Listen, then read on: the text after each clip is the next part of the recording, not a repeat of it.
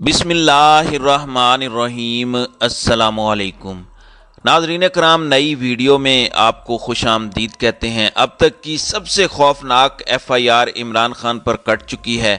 عمران خان کو گرفتار کرنے کا حتمی فیصلہ تو ہو چکا ہے، لیکن اب عمران خان کی گرفتاری کے بعد عمران خان کی کوئٹہ منتقلی کا جو پلان ہے، یہ پلان خیر نیا نہیں ہے، یہ پلان بہت پرانا ہے۔ اب اس سب کے اندر کچھ بڑی اہم ترین چیزیں ہیں، کیونکہ چند گھنٹوں میں پاکستان کی تاریخ الٹ پلٹ کر دی گئی ہے۔ ایک جانب تو چیئرمین نیب کی تعیناتی کا نوٹیفیکیشن آ چکا ہے اور نیب کی ٹیم عمران خان کے گھر زمان پارک پہنچی ہے۔ اس وقت صورتحال کیا ہے، اندر کھاتے کیا ہو رہا ہے، اور یہ جو مقدمات عمران خان پر قائم کیے گئے ہیں، یہ کیوں اس قدر خطرناک مقدمات ہیں کہ آپ اندازہ نہیں کر سکتے کہ پاکستان کی تاریخ پر ان مقدمات کے انتہائی منفی اثرات آنے والے دنوں میں آپ دیکھیں گے مرتب ہوں گے۔ لیکن ظاہری بات ہے کہ اس وقت ملک میں جو چل رہا ہے اور جس طرح کا نظام چل رہا ہے، مریم نواز، کیا انہوں نے پاکستان کی اعلیٰ عدالتیں، پاکستان کے اداروں پر حملوں میں کوئی کسر چھوڑی ہے؟ پاکستان کے تمام تر میڈیا چینلز، پاکستان کی سپریم کورٹ کے 2 حاضر سروس ججز کی تصاویر، جب مریم نواز انہیں نیم اینڈ شیم کر رہی تھیں، انہیں اپنے گروپ آف 5 کے ہال آف شیم میں شامل کر رہی تھیں، اس وقت نہ صرف پاکستان کا میڈیا بلکہ ریاست کا جو چینل ہے وہ بھی اسے ٹیلی کاسٹ کر رہا تھا۔ ایک سوال آپ کے لیے بھی ہے ناظرین کرام کہ نیوٹرل ہو کر سوچیں، کیا مریم نواز نے توہین عدالت کی کوئی کسر چھوڑی ہے؟ لیکن ہو کیا رہا ہے؟ اب لاہور ہائی کورٹ نے مسلم لیگ کی چیف آرگنائزر مریم نواز کے خلاف توہین عدالت کی کارروائی کے لیے دائر درخواست ناقابل سماعت قرار دے کر خارج کر دی ہے۔ لاہور ہائی کورٹ میں مریم نواز اور اعظم نذیر تارڑ کے خلاف ایڈوکیٹ شاہد رانا کی توہین عدالت کی کارروائی کے لیے دائر درخواست پر جسٹس شجاعت علی خان نے سماعت کی۔ دائر درخواست میں موقف اختیار کیا گیا کہ عدلیہ کے خلاف مہم چلائی جا رہی ہے، اس لیے عدلیہ کو سکینڈلائز کرنے والے کے خلاف کارروائی ہونی چاہیے۔ ایڈوکیٹ شاہد رانا نے عدالت میں موقف اپنایا کہ کوئی بھی معاملہ ہو میں اسے سنجیدہ لیتا ہوں۔ مریم نواز نے سرگودا میں تقریر کی اور یہ معاملہ اس عدالت کے دائرہ اختیار میں آتا ہے۔ مریم نواز نے 6 مواقع پر توہین عدالت کی۔ درخواست میں کہا گیا کہ مریم نواز پارلیمانی جمہوریت کی بات کرتی ہیں، انہیں خیال رکھنا چاہیے، انہوں نے الفاظ کا چناؤ درست نہیں کیا۔ بعد ازاں لاہور ہائی کورٹ کے جسٹس شجاعت علی خان نے مریم نواز کے خلاف درخواستیں ناقابل سماعت قرار دے کر خارج کر دیں۔ اب دوسرا مقدمہ ہے لاہور ہائی کورٹ میں وفاقی وزیر داخلہ رانا ثناء اللہ کا۔ اب لاہور ہائی کورٹ نے عدلیہ کو مبینہ طور پر متنازع بنانے پر وفاقی وزیر داخلہ رانا ثناء اللہ کے خلاف توہین عدالت کی درخواست بھی خارج کر دی ہے۔ لاہور ہائی کورٹ کے جسٹس علی باقر نجفی کی سربراہی میں 2 رکنی بینچ نے وکیل کی اپیل پر سماعت کی۔ وکیل کی جانب سے موقف اختیار کیا گیا کہ رانا ثناء نے عدلیہ کے خلاف تقاریر کی جو توہین عدالت کے زمرے میں آتی ہیں۔ جسٹس علی باقر نجفی کا کہنا تھا کہ ہمیں 3 چیزوں کا جواب دے دیں کہ درخواست گزار متاثرہ فریق ہے یا نہیں۔ درخواست گزار متاثرہ فریق نہیں تو ہائی کورٹ میں کیسے درخواست دے سکتا ہے، اور سپریم کورٹ کے ججز پر تنقید ہوئی تو لاہور ہائی کورٹ میں درخواست کیسے دائر ہو سکتی ہے، اور اسی بنیاد پر انہوں نے پھر یہ جو مقدمہ ہے یہ خارج کر دیا۔ دوسری جانب آپ دیکھیں کہ ایک جانب تو عمران خان جو ہے وہ ان کی گرفتاری کے لیے کوششیں کی جا رہی ہیں۔ اسلام آباد کی عدالت نے عمران خان کو بلایا، وہاں پر انہوں نے عمران خان کو گرفتار کرنے کے خواب سجائے اور اسلام آباد پنجاب پولیس کی معاونت سے پہنچے، لیکن عوام کا اتنا بڑا جمع غفیر دیکھ کر جو ہے وہ پھر ان کو خوف زدہ ہونا پڑا، پیچھے ہٹنا پڑا۔ پھر عمران خان نے پرسوں جو سپیچ کی اس پر ان کو اتنا غصہ آیا کہ عمران خان کی تقریر میڈیا پر نشر کرنے پر پابندی عائد کر دی۔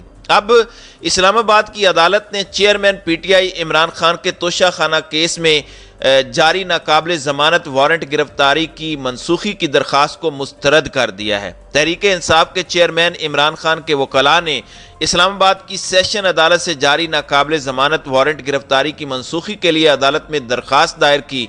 عمران خان کی جانب سے وارنٹ منسوخی کی درخواست اسلام آباد کی سیشن کورٹ میں دائر کی گئی تھی۔ اسلام آباد کی عدالت نے عمران خان کی جانب سے دائر درخواست پر فیصلہ محفوظ کیا، جو کچھ دیر بعد سناتے ہوئے درخواست کو خارج کر دیا۔ اسلام آباد کے ایڈیشنل سیشن جج ظفر اقبال نے چیئرمین تحریک انصاف کے ناقابل ضمانت وارنٹ گرفتاری کو برقرار رکھا ہے۔ اسلام آباد کی عدالت نے اس کیس میں عمران خان کو کل طلب کر رکھا ہے۔ دوسری جانب عمران خان کے وکیل کا کہنا ہے کہ وہ عدالت کے فیصلے کو اسلام آباد ہائی کورٹ میں چیلنج کریں گے۔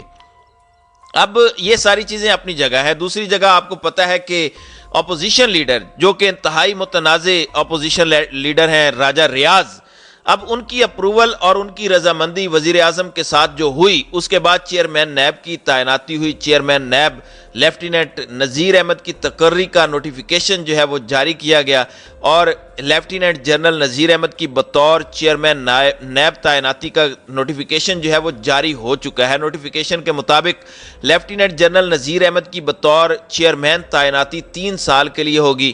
جوائنٹ سیکرٹری عمر عزیز کے دستخط سے وزارت قانون و انصاف نے یہ نوٹیفیکیشن جاری کیا ہے۔ دوسری جانب قومی احتساب بیورو یعنی نیب کی 2 رکنی ٹیم عمران خان کو منی لانڈرنگ کیس میں نوٹس وصول کرانے زمان پارک پہنچ گئی۔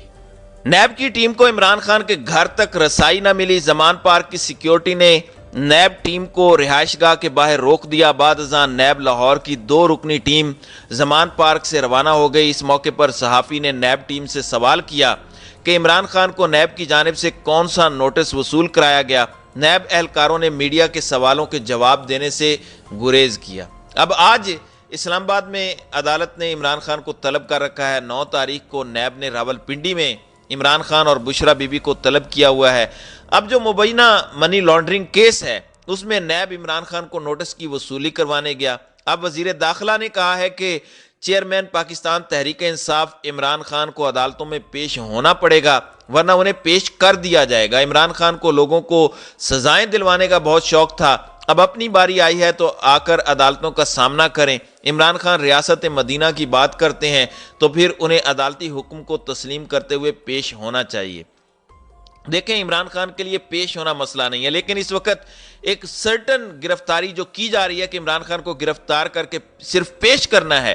اڈیالہ جیل کے اندر عمران خان کے لیے خصوصی سیل قائم کر دیا گیا ہے، شاید خاقان عباسی والا سیل انہیں دیا جائے گا۔ یہ ساری کی ساری چیزیں ناظرین کرام میں ذاتی طور پر یہ سمجھتا ہوں کہ ایک پرپز کے تحت کی جا رہی تھی، کیونکہ اس کے بعد عمران خان کے اوپر اور بہت سے کیسز ہیں اور یہ جتنے کیسز ہیں یہ سارے کے سارے ری سرفیس ہوں گے اور ان سب میں عمران خان کی گرفتاری ڈالی جائے گی۔ اچھا اب میں آپ کو یہ بتا دوں کہ عمران خان پر ایک تو مقدمہ دائر کیا گیا ہے تھانہ سیکرٹریٹ کے اندر، لیکن جو الارمنگ چیز ہے وہ یہ ہے کہ پولیس سٹیشن ہے کوئٹہ کے اندر، اس میں ایک درخواست دائر کی گئی ہے۔ اس پر مسرت چیمہ کا بھی کہنا تھا کہ عمران خان کی لاہور میں ہونے والی تقریر کا کوئٹہ میں نامعلوم افراد کی دل آزاری پر مقدمہ فسطائیت کی بدترین مثال ہے، جس کی نظیر کسی مارشل لا دور میں بھی نہیں دیکھی گئی۔ کوئٹہ میں ایسے مقدمے بنانے کا مقصد عمران خان کو کوئٹہ بلا کر ان کی سیکیورٹی کمپرومائز کروا کر ایک اور حملہ کروانا ہے۔ خان صاحب کی بھی اپنے اوپر جو اس وقت ایک حملہ ہوا ہے اور ایک اور کیس بنا ہے، اس حوالے سے سٹیٹمنٹ آ چکی ہے، میں وہ سٹیٹمنٹ بھی آپ کے سامنے رکھوں گا، لیکن پہلے جو صورتحال ہے وہ بتا دیتا ہوں۔ کوئٹہ کے تھانے میں مقدمہ شہری عبد الخلیل کاکڑ کی درخواست پر یہ دائر ہوا ہے۔ عمران خان پر FIR الیکٹرانک کرائمز کی روک تھام سمیت دیگر دفعات کے تحت درج کیا گیا ہے۔ درخواست گزار نے موقف اختیار کیا ہے کہ عمران خان نے ریاستی اداروں کے خلاف بے بنیاد الزامات عائد کیے۔ درخواست میں موقف اختیار کیا گیا کہ عمران خان نے ریاستی اداروں کے افسران کے خلاف بلا جواز اشتعال انگیز تقاریر کر کے نفرت پھیلائی۔ اچھا یہ تھانہ بجلی گھر کوئٹہ میں درخواست دائر ہوئی ہے اور اس میں لکھا گیا ہے کہ جی گزارش ہے کہ نواں گلی کا رہائشی ہوں اور اپنی ذمہ داری کرتا ہوں۔ آج مورخہ 5 مارچ 2023 کو توشہ خانہ کیس میں اسلام آباد پولیس عمران خان کی گرفتاری کے سلسلے میں عمران خان کے گھر واقع زمان پارک لاہور پہنچی، تو اس کے بعد چیئرمین پاکستان تحریک انصاف عمران خان نے میڈیا پر آ کر ریاستی اداروں پر بے بنیاد الزامات عائد کیا اور ریاستی اداروں کے افسران کے خلاف بلا جواز اشتعال انگیز تقریر کر کے نفرت پھیلائی، جس سے ملک کے امن و امان کو شدید خطرات لاحق ہیں اور اس کی یہ تقریر عوامی امن و امان کو خراب کرنے کے مترادف ہے۔ عمران خان نے اپنی تقریر میں عدالتی اداروں، ریاستی اداروں اور ان کے افسران کے خلاف غیر ضروری زبان استعمال کر کے ملک اور اداروں کی ساکھ کو نقصان پہنچایا۔ عمران خان کی اس تقریر سے پاکستانیوں کی دل آزاری ہوئی۔ آج کی یہ تقریر جو میں نے پشتین سٹاپ میں واقع ہارٹ اینڈ جنرل ہسپتال میں تقریباً 8:30 بجے سنی، جس سے میری بڑی دل آزاری ہوئی۔ ظاہر ہے انہوں نے وقوع بھی بتانا تھا اور بڑا ہی انہیں دکھ ہوا۔ اب ایک محب وطن پاکستانی ہونے کے ناطے کسی بھی آئینی ادارے اور اس کی اعلیٰ کمان کے خلاف ادا کیے گئے الفاظ کسی بھی صورت قابل قبول نہیں ہیں، لہٰذا ویڈیو ریکارڈنگ پیش کر کے رپورٹ کرتا ہوں کہ کارروائی کی جائے۔ تو ناظرین کرام، کل کی ایف آئی آر جو ہے اب اس وقت منظر عام پر آ چکی ہے۔ اب آپ دیکھیں، عمران خان ایک نیشنل لیول کا لیڈر ہے، ایک سابق وزیر اعظم ہے۔ آپ دیکھیں نواز شریف نے بھی یہ سب کچھ کیا، ٹی وی پر آ کر حاضر سروس آرمی چیف کا نام لیا، حاضر service D G I S I کو ملک کی تمام تر مسائل کا ذمہ دار قرار دیا، لیکن آپ کو پتا ہے کہ ان کے لیے قانون الگ ہے، ان پر کوئی مقدمہ نہیں چلا۔ عمران خان نے کسی بھی حاضر سروس کا نام نہیں لیا، ڈرٹی ہیری کوئی نام نہیں ہے، یہ تو ایک کریکٹر ہے، لیکن عمران خان کے اوپر اس پر بھی مقدمہ قائم کیا گیا۔ اب عمران خان نے اس پر خاموشی توڑی ہے اور کہا ہے کہ اپنے خلاف غداری کے مقدمے کے ساتھ میں مقدمات کی سینچری کی جانب بڑھ رہا ہوں۔ عمران خان نے اپنے ایک بیان میں کہا کہ میرے خلاف اب یہ 76واں مقدمہ ہے۔ انہوں نے کہا کہ ڈرٹی ہیری کی جانب سے تشدد پر انحصار اور انسانی حقوق کی دیگر خلاف ورزیوں کا معاملہ اجاگر کرنے کی پاداش میں یہ ہو رہا ہے۔ Chairman P T I Imran Khan نے مزید کہا کہ اپنے خلاف غداری کے تازہ ترین مقدمے کے ساتھ میں مقدمات کی سینچری کی جانب بڑھ رہا ہوں۔